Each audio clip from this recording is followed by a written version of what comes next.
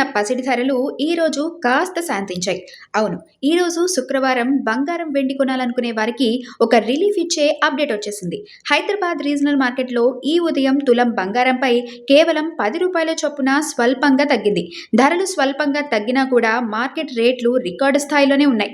ఎందుకంటే ప్రస్తుతం 10 గ్రాముల 24 క్యారెట్ల ప్యూర్ గోల్డ్ ఏకంగా 1,56,100 వద్ద ట్రేడ్ అవుతుండగా, ఆభరణాల తయారీకి వాడే 22 క్యారెట్ల బంగారం ధర 1,43,090 వద్ద, అలాగే 18 క్యారెట్ల బంగారం 1,17,070 వద్ద కొనసాగుతోంది. అటు పసిడి బాటలోనే వెండి ధరలు కూడా కొద్దిగా దిగొచ్చాయి.